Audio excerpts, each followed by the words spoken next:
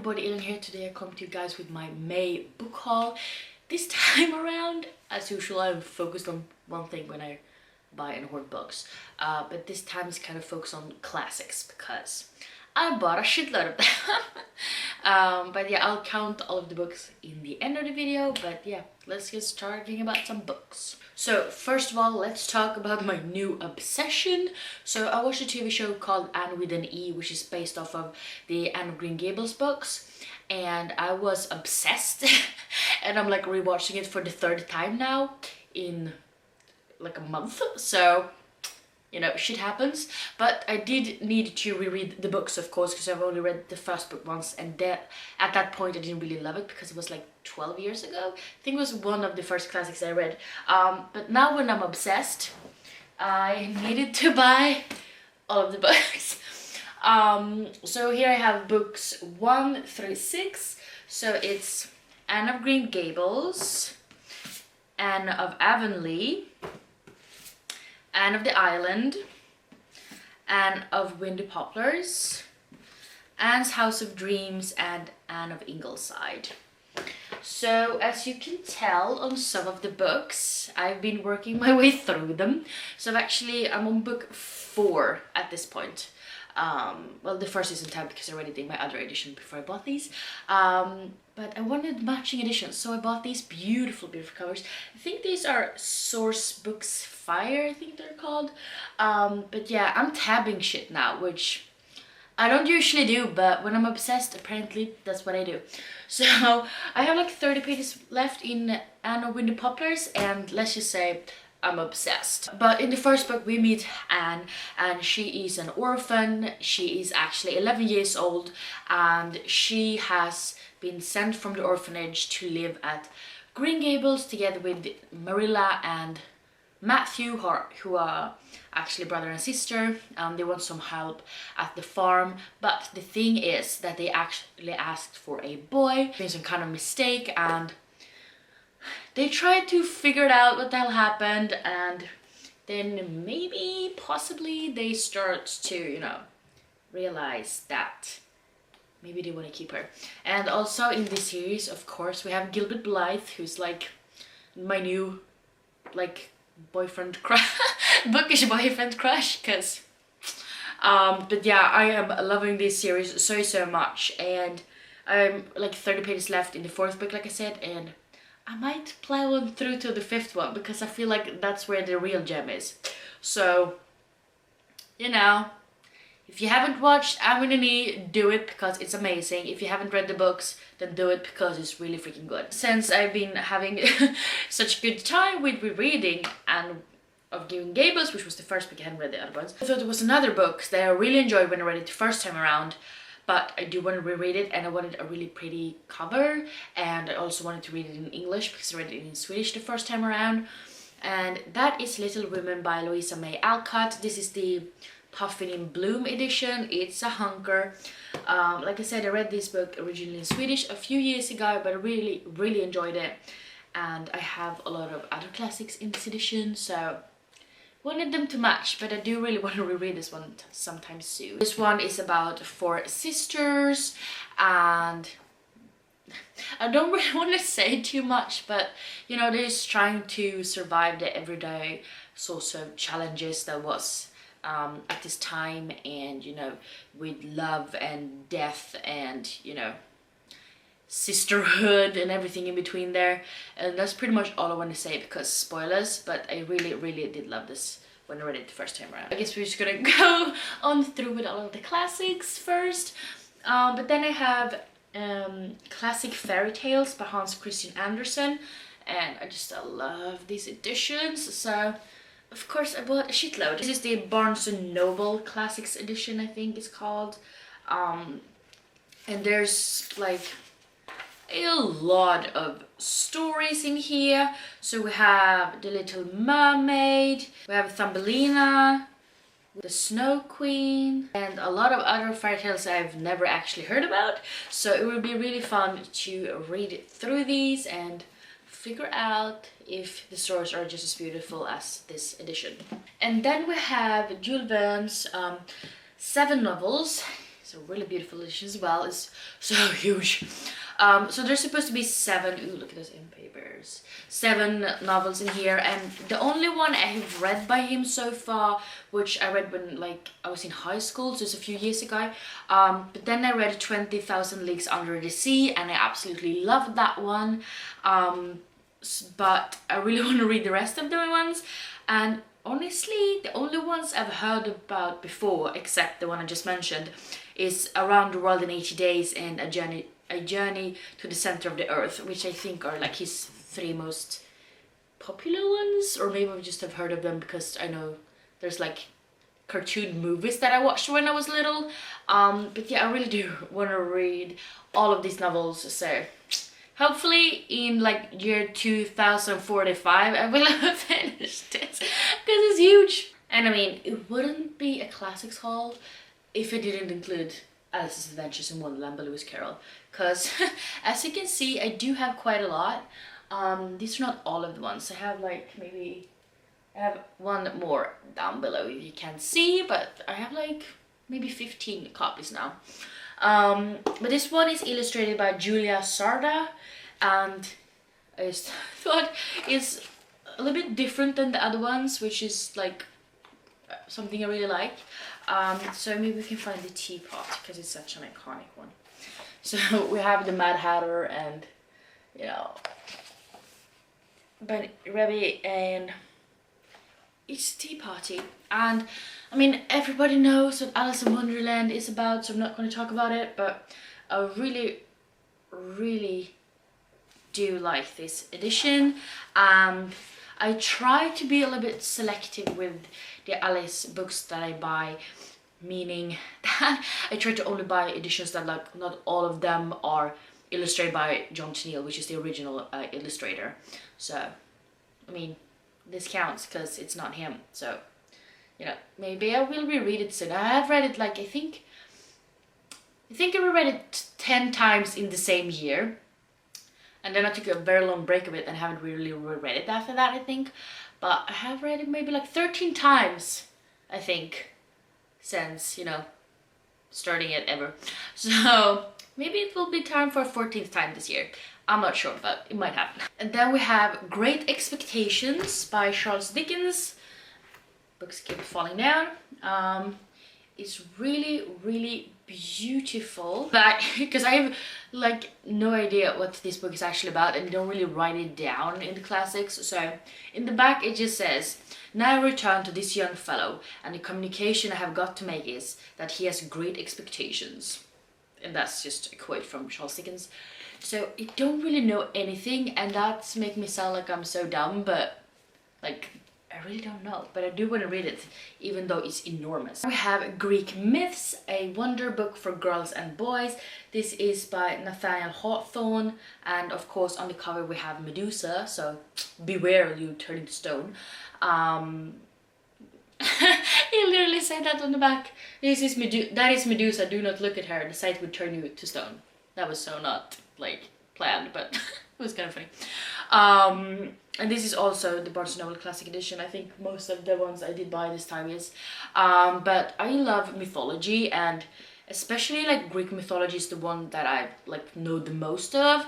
I have read a little bit about the other ones as well. This one is actually illustrated. So this is the stranger appearing to Midas, I don't really know how to pronounce it. So it's like different Greek mythology stories and stuff like that. So I really do want to read more about it, and it's a really short book as well, but like, I mean, you can never know too much about mythology. It's sort of a morbid fascination of mine because it's kind of dark sometimes, but you know, I love it. And then we have The Story of King Arthur and His Knights by Howard Pyle, I want to say, I don't know. And on the back it says, "Maybe he will make thee a knight of his round table, and there's no honor in all of the world that can be so graced as that." And we have this, the sword, and I guess that's supposed to be the stone. I don't know. But I mean, we've all heard about King Arthur and his knights around the round table, and I'm guessing this is just going to be, you know, we get to know King Arthur, Merlin, and how King Arthur came to gain his power, because he has to do a lot of quests, I believe, before he's found worthy. As you can tell, I don't really know too much, which is why I need to read the book, obviously, but I'm really looking forward to it, actually. I like the color combo of this one. But this is The Merry Adventures of Robin Hood by Howard Pyle, so it's the same author as King Arthur. And this is so beautiful, like look in the back. So it says, in merry England in the time of old, there lived within the green glades of Sherwood Forest, near Nottingham town, a famous outlaw whose name was Robin Hood. So, I mean, this is about Robin Hood and his merry gang, and they, you know, steal from the rich to give to the poor. And this is supposed to be illustrations in it as well. Yes. The Sheriff of Nottingham cometh before the King at London. I mean, Old English is not meshing very well. But yeah, really looking forward to reading this one as well. It's Mary Poppins by P.L. Travers, illustrated by Julia Sarda. So this is the same illustrator that illustrated the Alice in Wonderland book I showed before, which is now in the bottom of the pile, so I will not take it up again. But it's the same illustrator. I don't really know. Ooh, that's beautiful. So I was a struggle trying to film with this little girl just trying to get into all of the wardrobes. Are you grumpy today? See, bye-bye. It's about Mary Poppins. I haven't really seen, like, I've seen clips and pieces of like the movies and stuff. But I mean, it's about Mary Poppins, who's supposed to take care of like a couple of kids, but then she has some magical powers and they end up loving her and everything. And look at that illustration though. I know there's supposed to be like a series of books about Mary Poppins, and this just contains the first story. So if I do end up loving this one, I might end up collecting all of them, because I really love middle grade classics, because that's like the majority of classics that I do love are like middle grade classics, because I don't know, they just mesh with me very well.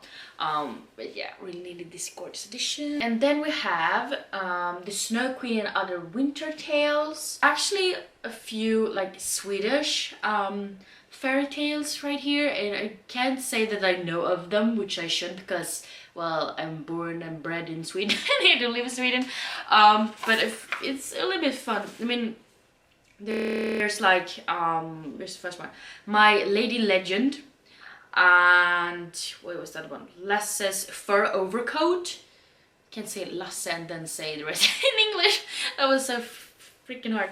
And then the Christmas Spruce Tree. Like just seeing the English version of them, I don't recognize them. I don't really think we're like that big on fairy tales like Swedish ones, because we don't really tell them anywhere. So I feel like I won't recognize them, but it's still fun to know that some of them originate from Sweden. But yeah, I really do look forward to reading these. I feel like it will be a quick read since there's just really short fairy tales and stuff. And yeah, I mean the classics, if you haven't noticed. We have the last classic of this haul at least, and this is The Picture of Dorian Gray by Oscar Wilde. As always, I know shit about anything. But it says on the back, Dorian Gray is having his picture painted by Basil Hallward, who is charmed by his looks, but when Sir Henry Wotton visits and seduces Dorian into the worship of youthful beauty with an intoxicating speech, Dorian makes a wish he will live to regret, that all the marks of age will now be reflected in the portrait rather than on Dorian's own face. The stage is now set for a masterful tale about appearance, reality, art, life, truth, fiction, and the burden of conscience. So I definitely recognize that now when I read it. That's a small font.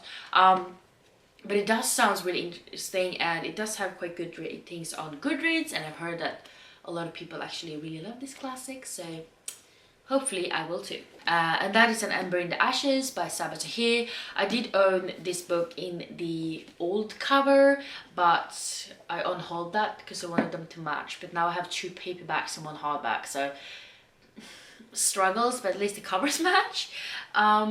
So I have read this one, I have read book 2, and then I just never got around to reading book 3, which is horrible, because I think book 4 is supposed to come out this year, so I really need to reread the series, because I do love the first 2 books that I have read. But in this one we meet Laia, and her brother is actually sort of arrested for treason, and he's sent away to this prison, and Laia has to, you know, meet up with some, like, a rebellion group to be able to break him out of prison. So she has to go undercover at the greatest military academy and sort of work there, and they're like treating her like shit and stuff, but that's the price she's willing to pay to be able to save her brother from being executed. And then we meet also Elias, who is a soldier, and shit goes awry because that's what happens in YA. But I really do love the first and second book, so I need to continue on with the series because this is should not be happening. I finally finished A Crown of Feathers last month, so I ordered right afterwards Heart of Flames by Nikki Powell Preto. This is so huge, a lot bigger than I thought it would be, because the first one was really not that big, but look at that cover, that's awesome. But in the first one we meet two sisters, the main character being Veronica, and they have been looking for these phoenix eggs because they want to hatch them to be able to become phoenix riders. But to be able to become a phoenix rider, you have to be able to talk and communicate with, you know, animals. And maybe, possibly, she hatches an egg and shit goes down between two sisters. So, you know, it's a sort of a aiming to get power kind of thing. Be able to save the universe from the bad guys, as always. I did really enjoy the first book, so I really do look forward to reading this one. But now I'm kind of scared because it's huge, but we'll live to tell the tale. And then we have The House in the Cerulean Sea by T.J. Klum, and it was YouTube that read this one actually, and that's why I wanted to, you know, read it, because it sounds really cool. So in this one we meet Linus Baker, and he's by the book caseworker, and he's sent out to this orphanage to find a couple of kids, and he is supposed to determine whether these 6 kids are like too dangerous because they're actually magical kids, and he just needs to find out if they are likely to bring about the end of days. So they have like different powers, and you know, shit goes down obviously, but it did sound like a really cool concept, and the booktube that read it really liked it, so oh, I really want to read it. And then we have 10 Blind Dates by Ashley Elston, and it's nearing Christmas time, and she's planning to spend a lot of time with her boyfriend Griffin, but he actually ends up breaking up with her. And books fell. But she's planning to spend time with her boyfriend, but he breaks up with her, and then her entire family around Christmas time, you know, are trying to set her up on 10 blind dates so she will be able to find love again. And then all of a sudden Griffin comes back and he's begging for a second chance. So, you know, shit goes down. Sounds really cute with like blind dates and matchmaking and stuff, so I really look forward to reading this one. And look at that, like gold sparkly foil. And now we have one book left. And this is a review book that I got from the publisher called Seraf, and this is Muscular of Nathan by Alice Ekström. Rita Karzin, and she's known as the woman with like 1,000 faces, and she has gotten as a mission to, you know, kill the very tyrannical king that is ruling. She has to, you know, go to this masquerade ball to be able to do so. You know, do it under cover of, you know, wearing masks and stuff. And, you know, shit goes down. It does, like, really remind, you know, of the Switch King that was actually killed during a masquerade ball. So I guess inspiration is coming from that. But I've heard from my friend Jamie, it's a really good book, so I really do look forward to reading this one. Yeah, the chaos is a fact because everything literally just fell down on the couch. But yeah, I have bought a shitload of books, so just let's count them and feel the dread afterwards. So if I counted correctly, it's 22 books, most of which are classics that are really, really big, hefty books, meaning they contain a lot of stories. So yeah, I have my work cut out for me. But I mean, I have read, I have to say, almost 4 of these books because I've plowed through the Anna Green Gables ones. So, I mean, shit could be worse. But yeah, if you've read any of these books, please let me know down below what you thought about them, without spoiling of course. And if you like this video, please don't forget to give me some thumbs up, and also don't forget to subscribe to my channel by clicking the button down below. And yeah, I hope we see each other in the next one. Bye!